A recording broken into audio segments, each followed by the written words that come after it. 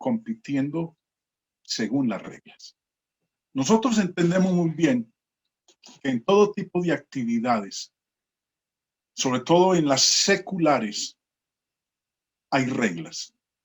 En los deportes, en las empresas, en la universidad, en el trabajo, en el hogar. Dios no es la excepción.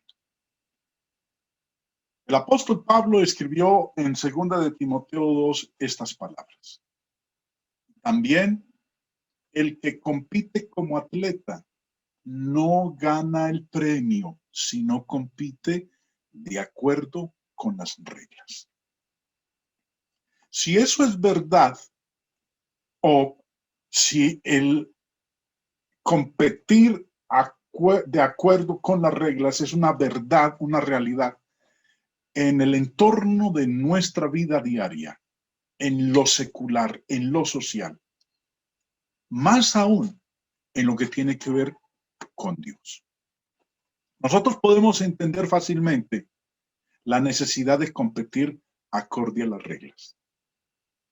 Un partido de béisbol, un partido de fútbol, un simple juego de cartas, parqués, dominó, cualquier tipo de juego tiene reglas. Y nosotros las entendemos fácilmente. Y en el baloncesto, en el golf, en la natación, en el voleibol, en lo que sea, hay reglas. Y hay que competir acorde a ellas para poder recibir el galardón si se gana. Mateo 7:21, el Señor dijo lo siguiente. No todo el que me dice, Señor, Señor, entrará en el reino de los cielos, sino el que hace la voluntad de mi Padre que está en los cielos.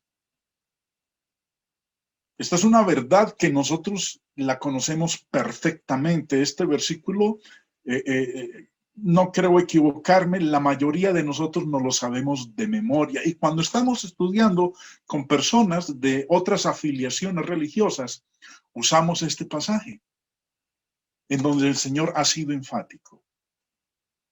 Solamente va a entrar al cielo el que haga la voluntad del Padre, no meramente por decir Señor, Señor. También el apóstol Pablo en Filipenses 3:16 escribió, pero en aquello a que hemos llegado, sigamos una misma regla, sintamos una misma cosa. Y en 2 de Juan 9 declara el apóstol, todo el que se desvía y no permanece en la enseñanza de Cristo, no tiene a Dios. Por eso, si nosotros anhelamos recibir el cielo, la recompensa eterna debe ser acorde a las reglas de Dios. Pero vamos a tomar el contexto de Mateo 7, del 21 al 23. No todo el que me dice Señor, Señor, entrará en el reino de los cielos, sino el que hace la voluntad de mi Padre que está en los cielos. Muchos me dirán en aquel día, Señor, Señor, no profetizamos en tu nombre y en tu nombre echamos fuera demonios y en tu nombre hicimos muchos milagros. Y entonces les declararé, nunca os conocí, apartaos de mí, hacedores de maldad. Quiero llamarle la atención, hermanos, a lo que el Señor dice en el último versículo, en el 23. ¿Qué va a declarar?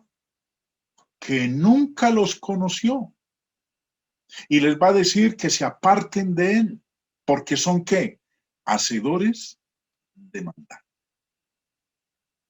La expresión hacedores de maldad en la Biblia de las Américas está vertido de la siguiente manera. Y entonces les declararé, jamás os conocí, apartaos de mí los que practicáis la iniquidad. Aquí no dice maldad, aquí dice iniquidad. Pero es lo mismo. Si nosotros miramos la interlineal griego-español, como ustedes la ven ahí en pantalla, Vamos a ver esa expresión en esta parte final. Obradores de la iniquidad.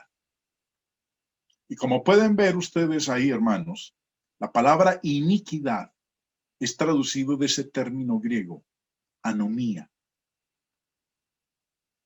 Según el léxico griego del señor Thayer, anomía, que es de donde se traduce hacedores de maldad o hacedores de iniquidad, significa propiamente la condición de uno sin ley, ya sea a causa de la ignorancia de ella o por violación de la misma.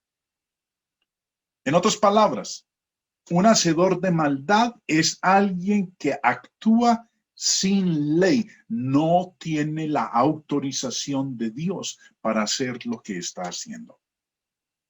El señor Vine en su diccionario nos dice, literalmente, anomía, hacedor de maldad significa carencia de ley.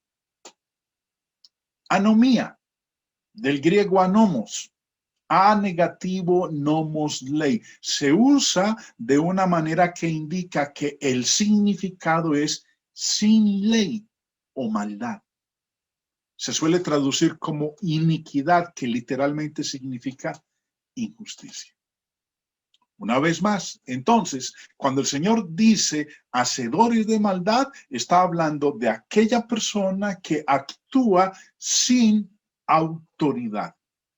No fue autorizado por Dios para hacer lo que estaba haciendo. Y el señor Trench, en sus sinónimos del Nuevo Testamento, dice, anomía. Nunca hay en el Nuevo Testamento la condición de uno viviendo sin ley, sino siempre la condición o hecho de uno que actúa contrario a la ley. Aquí nos está diciendo entonces el señor Trench que hacedor de maldad es aquel que actúa contrario a lo que el Señor ha establecido o contrario a lo establecido por la ley. Aquí maldad no está hablando de asesinos, de secuestradores, de violadores, de estafadores. Aquí está hablando de personas que actúan contrario a la palabra de Dios.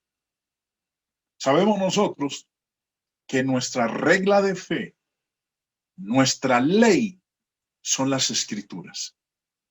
Y para nosotros en esta dispensación es específicamente el Nuevo Testamento. Actuar sin ley es actuar en la ilegalidad.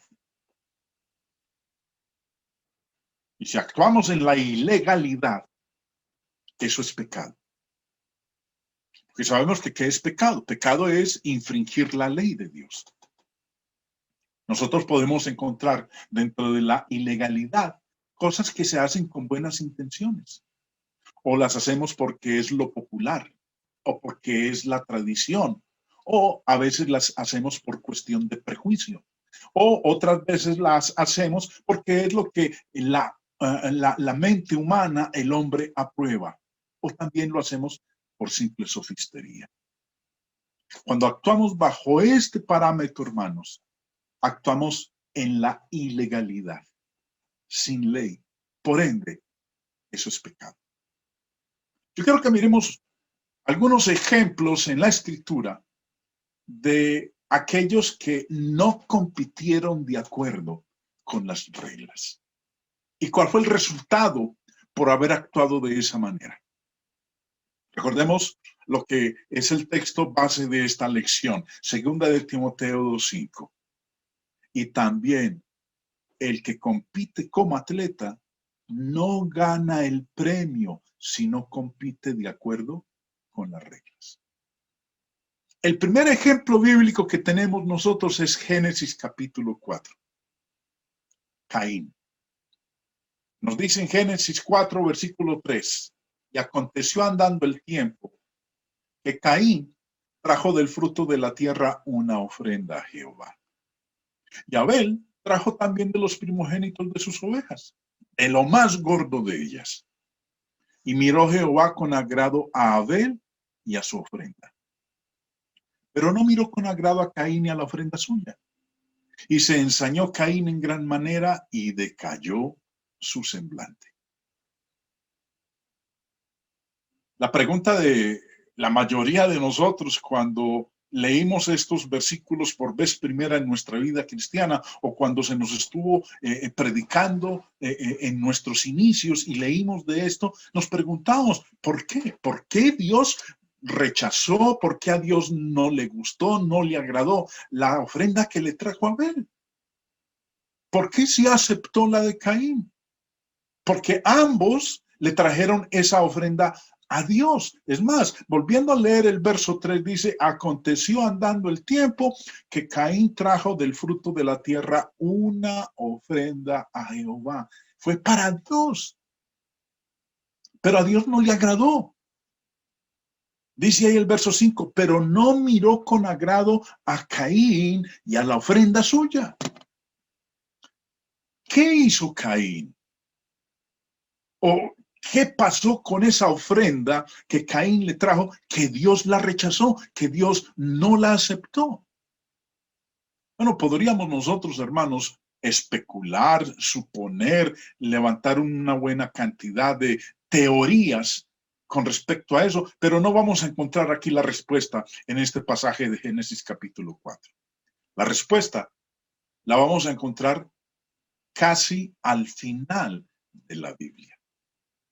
Hebreos 11 nos dice, ¿por qué a Dios le agradó la ofrenda de Abel y rechazó la de Caín? Dice Hebreos 11:4, por la fe, Abel ofreció a Dios más excelente sacrificio que Caín, por lo cual alcanzó testimonio de que era justo, dando Dios testimonio de sus ofrendas, y muerto aún habla por ella. ¿En qué se centró toda la cuestión de la ofrenda? ¿Por qué Dios rechazó la de Caín y aceptó la de Abel? Fue un asunto de fe. Dice ahí empezando el verso, por la fe, Abel ofreció a Dios más excelente sacrificio que Caín. ¿Por qué a Dios no le agradó la ofrenda de Caín? Porque no fue una ofrenda hecha por la fe. Algunos de ustedes dirán, pero un momentico, esto no lo entiendo. ¿Cómo así?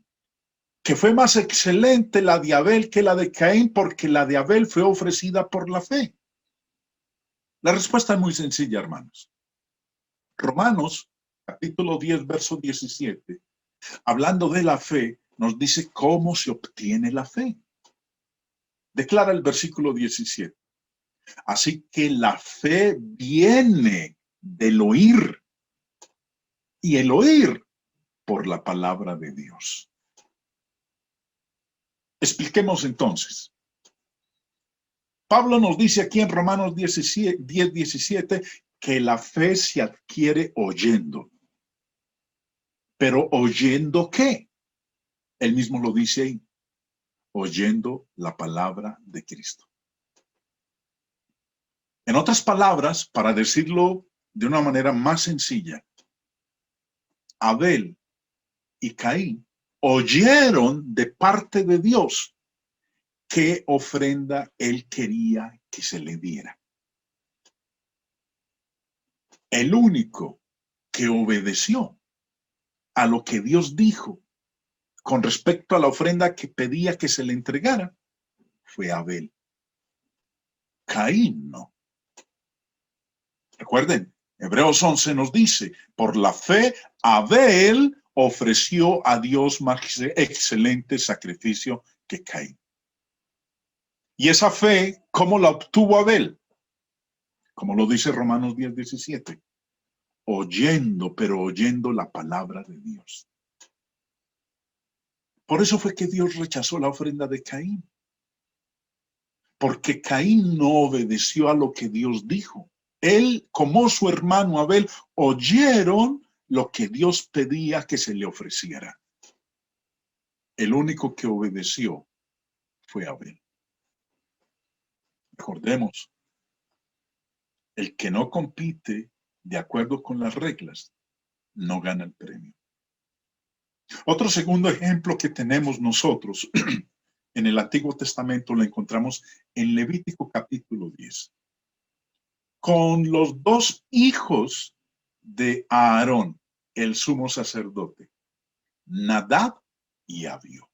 ¿Qué nos dice el texto? Dice lo siguiente. Nadab y Abiú, hijos de Aarón, tomaron cada uno su incensario y pusieron en ellos fuego, sobre el cual pusieron incienso y ofrecieron delante de Jehová fuego extraño que él nunca les mandó. Aquí tenemos a estos dos hijos de Aarón. Su oficio, ofrecer incienso. Pero nos dice aquí el texto que se lo ofrecieron a Jehová, pero utilizaron un fuego extraño que él nunca les mandó. ¿Cuál fue la respuesta de Dios? Salió fuego delante de Jehová y los quemó, y murieron delante de Jehová.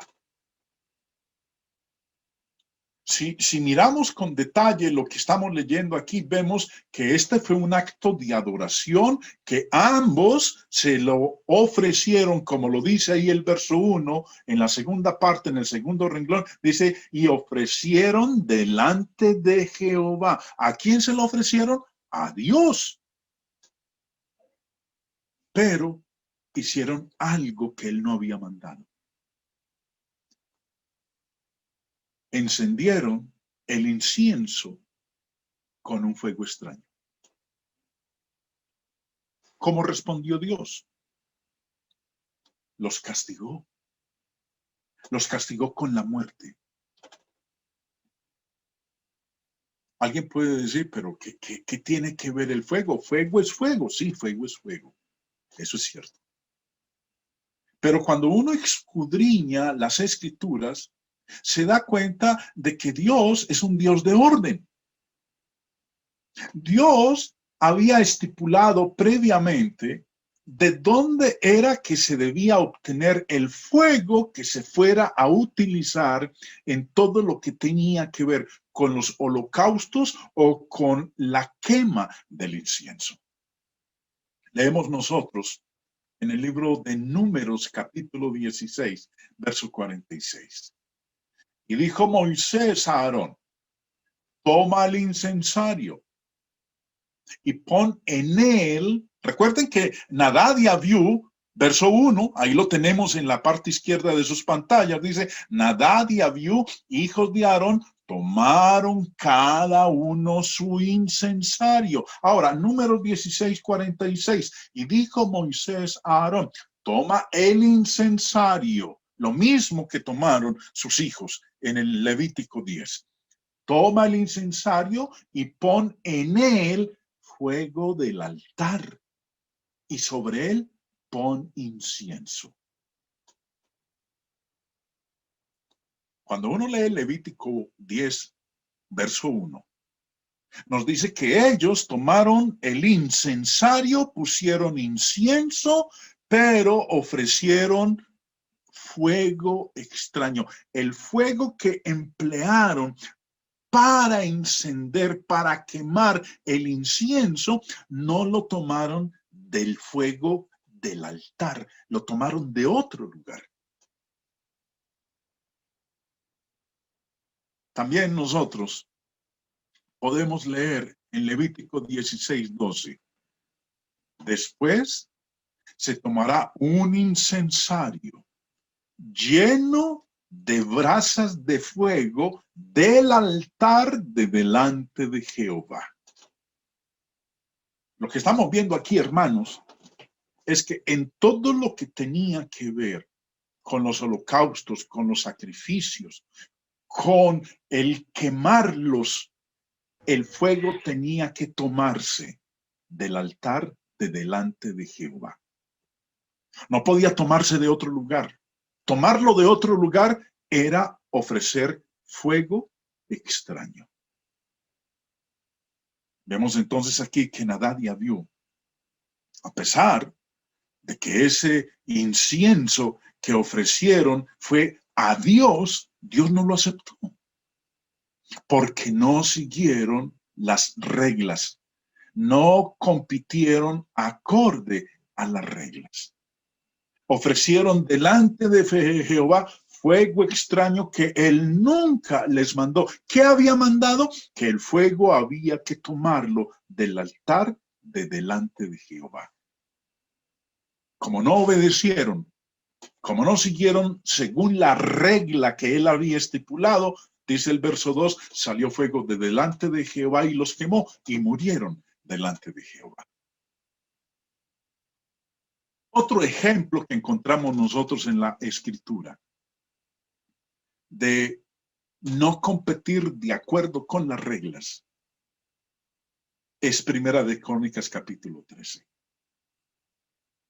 Recuerdo cuando leía yo este pasaje de Primera de Crónicas 13, me dio bastante duro el asimilar lo que había ocurrido en ese evento. Y enseguida lo vamos a leer.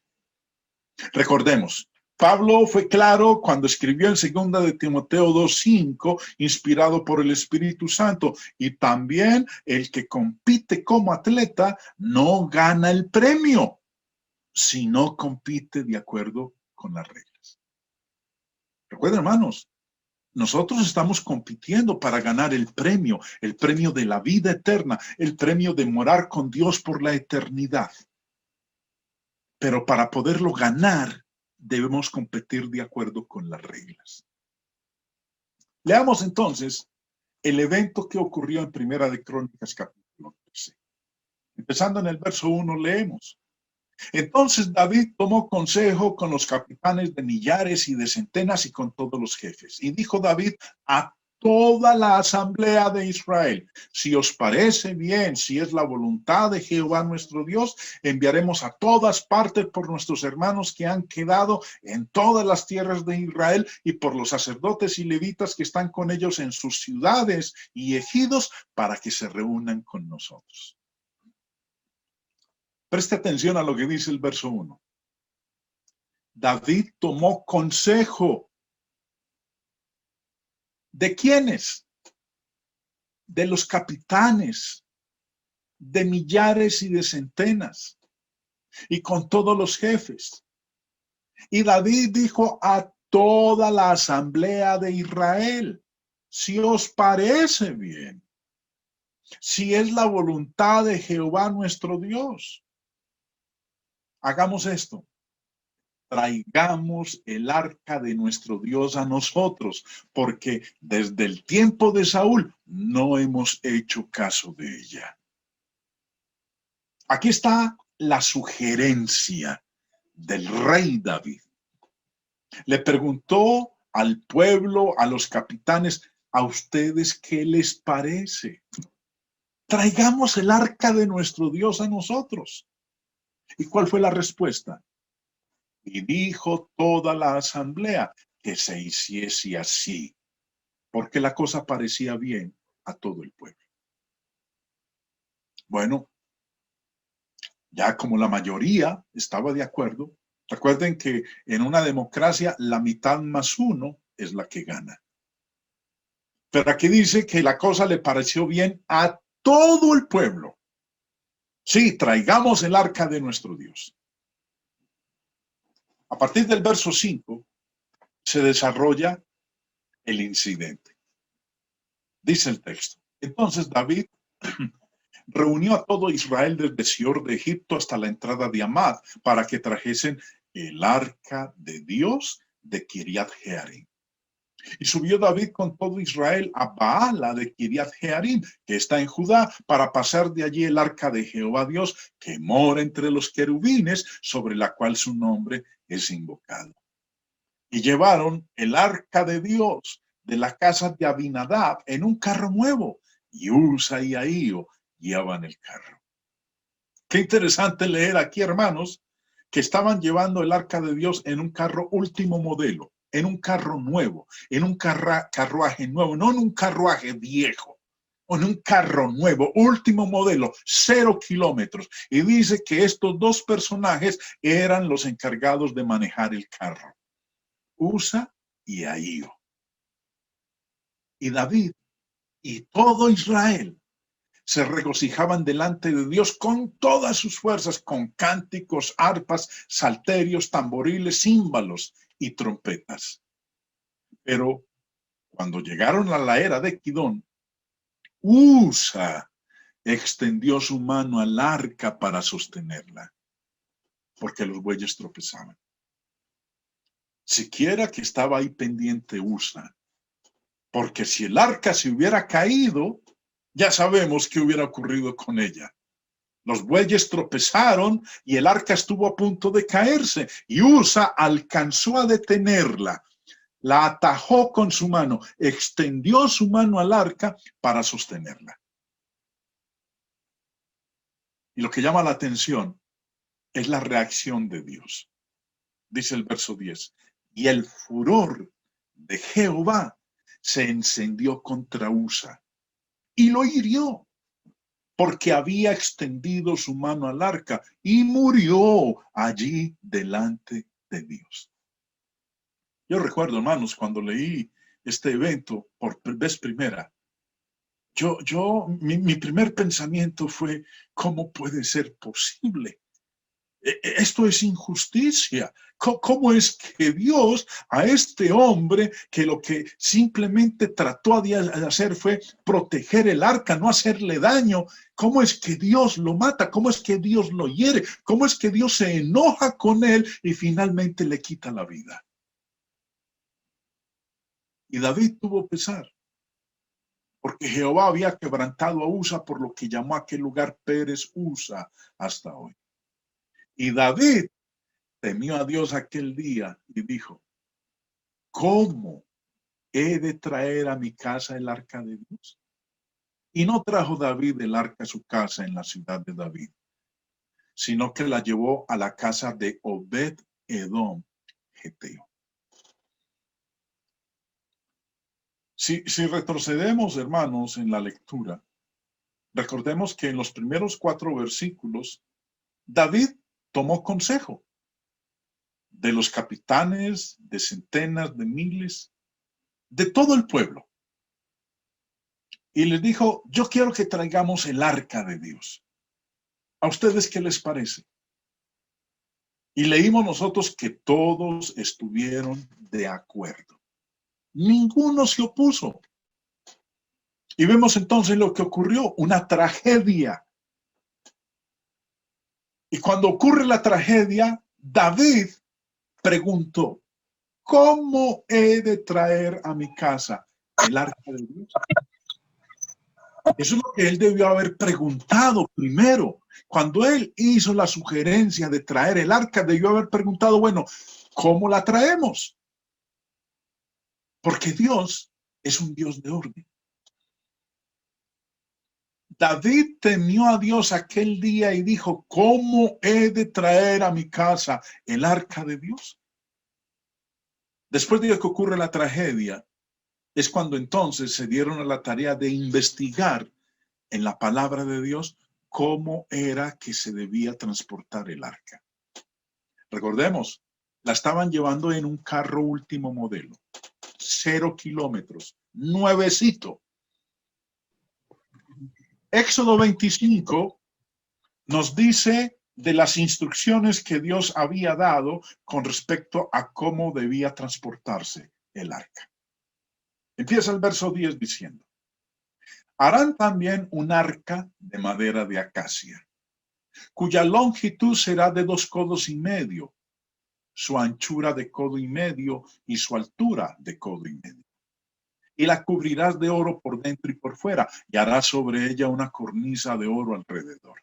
Y fundirás para ella 4 anillos de oro, que pondrás en sus 4 esquinas, 2 anillos a un lado de ella y 2 anillos al otro lado. Harás unas varas de madera de acacia, las cuales cubrirás de oro, y meterás las varas por los anillos a los lados del arca para llevar el arca con ellas. Preste atención, hermanos, a estos detalles que estamos leyendo aquí. Dios mandó a hacer 4 anillos, 2 a cada lado, y en esos anillos se debían meter 2 varas a los lados del arca. Y el propósito de esas varas en esos anillos era para transportar el arca con ellas, no en un carro. Las varas, versículo 15, quedarán en los anillos del arca, no se quitarán de ella. ¿Cómo puede ser posible que no se les haya ocurrido a aquellos que estaban allá? Pero ¿cómo así? Si aquí están las varas, es para llevarlas sobre los hombros, no es para llevarlas en un carro. Pero continuemos. Más detalles que Dios dio con respecto a lo del arca. Deuteronomio 10 dice el verso 18. En aquel tiempo apartó Jehová la tribu de Leví para que llevase el arca del pacto de Jehová. ¿Quiénes fueron los autorizados por Dios para transportar el arca? La tribu de Leví. Recordemos, la nación de Israel tenía 12 tribus, pero una sola era la tribu sacerdotal. A esa tribu fue a la que Dios escogió. Pero tenemos más información. Número 7-9, como la tribu de Leví era tan grande y estaba conformada por muchas familias, también leemos, dice, pero a los hijos de Coat no les dio, porque llevaban sobre sí en los hombros el servicio del santuario. Coat era de la tribu de Leví.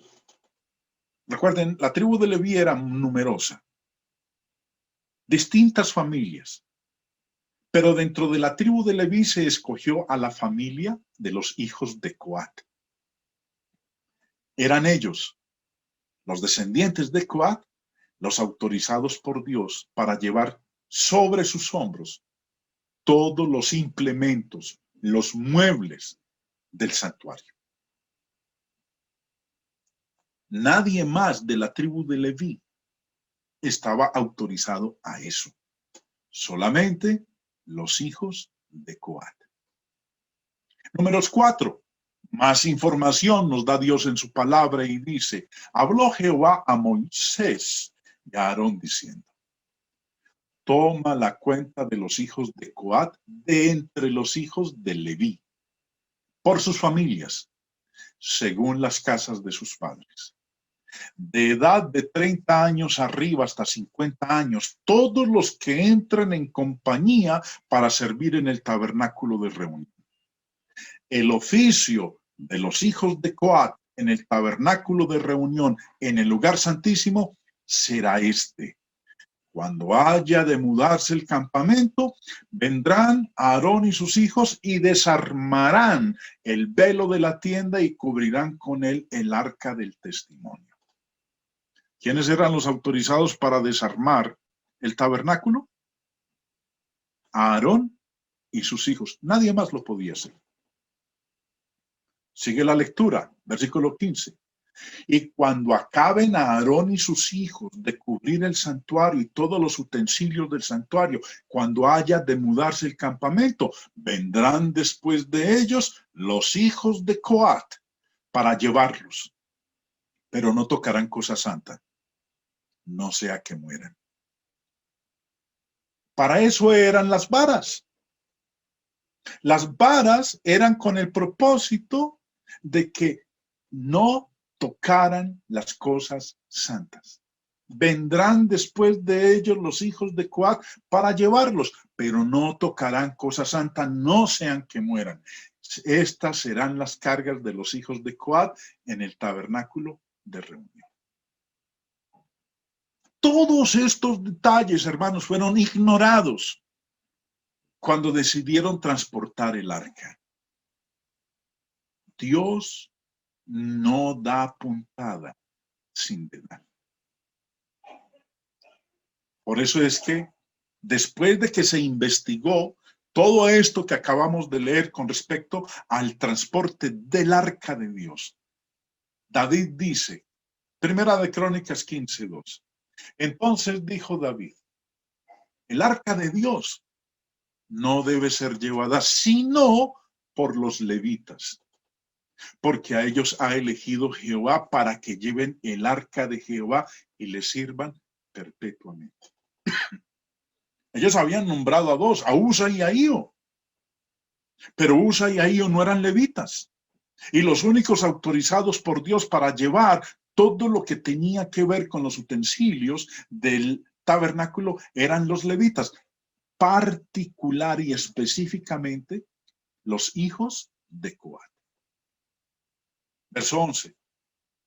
Y llamó David a los sacerdotes Sadoc y Abiatar y a los levitas Uriel, Asaías, Joel, Semaías, Eliel y Aminadab, y les dijo, vosotros que sois los principales padres de las familias de los levitas, santificaos, vosotros y vuestros hermanos, y pasad el arca de Jehová Dios de Israel al lugar que le he preparado. Pues, por no haberlo hecho así vosotros la primera vez, Jehová nuestro Dios nos quebrantó por cuanto no le buscamos según su ordenanza. Así los sacerdotes y los levitas se santificaron para traer el arca de Jehová, Dios de Israel, y los hijos de los levitas trajeron el arca de Dios puesta sobre sus hombros en las barras, como lo había mandado Moisés, conforme a la palabra de Jehová. La intención fue muy buena al principio. Un carro nuevo, un carro último modelo. Y qué fiesta la que estaban haciendo. Pero todo terminó en tragedia. Porque lo que estaban haciendo no era según la ordenanza de Dios. No lo habían buscado conforme a su palabra, sino conforme a su parecer. Pablo escribió estas palabras que para nosotros deben quedar grabadas. También el que compite como atleta no gana el premio si no compite de acuerdo con las reglas. Caín no compitió de acuerdo con las reglas. Lo hizo a su manera. Nadab y Abiú no compitieron de acuerdo con las reglas. Ofrecieron incienso a su manera. David y todo el pueblo de Israel no compitieron de acuerdo con las reglas la primera vez. Vemos cuál fue el resultado. Ahora, hoy día encontramos nosotros también la misma situación. Encontramos personas en el mundo religioso que no compiten de acuerdo con las reglas. Un ejemplo. Hoy en día es popular el que la mujer predique desde el púlpito, ejerza dominio sobre el varón. Y no discuto, hay mujeres que predican de una manera mejor que muchos varones. Tocan el alma, profundizan, lo llevan a uno a acercarse a Dios, pero no están compitiendo de acuerdo con las reglas. Así como Dios rechazó la ofrenda de Caín, así como Dios castigó a Nadab y Abiú, así como Dios le quitó la vida a Usa, Dios tampoco recibe este tipo de adoración que hoy en día en el mundo religioso se realiza, porque no se está compitiendo de acuerdo con las reglas. Catolicismo romano, bautismo de infantes. No se compite de acuerdo con las reglas. El hacerlo no es del agrado de Dios. Es una violación total a lo que Dios ha instruido en su palabra. O aquellos que hoy día gustan de usar instrumentos de música en la alabanza a Dios, algo que no está estipulado por Dios en su Nuevo Testamento. Y no se discute. Muchos se despegan interiormente, se desdoblan, lloran, se tiran al piso. Las melodías llegan a lo más profundo de su ser, pero hasta eso llega, porque no pasa del techo esas alabanzas que se elevan al Todopoderoso, porque no se está compitiendo de acuerdo con la regla que Dios ha establecido. Y un último ejemplo, quemar inciensos. Podríamos, hermanos, citar muchos más ejemplos. Sé que en este momento algunos de ustedes a lo mejor se le están viniendo a la mente algunas de estas prácticas que estamos viendo en el mundo de hoy, pero que no son acorde a las reglas de Dios. Hoy encontramos nosotros en el mundo religioso una competencia, pero no conforme a la regla de Dios. Y el que no compite de acuerdo con la regla, escuchará estas palabras del Señor que dirá: no todo el que me dice Señor, Señor, entrará en el reino de los cielos, sino el que hace la voluntad de mi Padre que está en los cielos. Si aspiramos nosotros las moradas eternas, hermanos, es imprescindible que compitamos según las reglas. Culmino con estas palabras del apóstol Pablo, segunda de Timoteo 2:5, y también el que compite como atleta no gana el premio, si no compite de acuerdo con las reglas.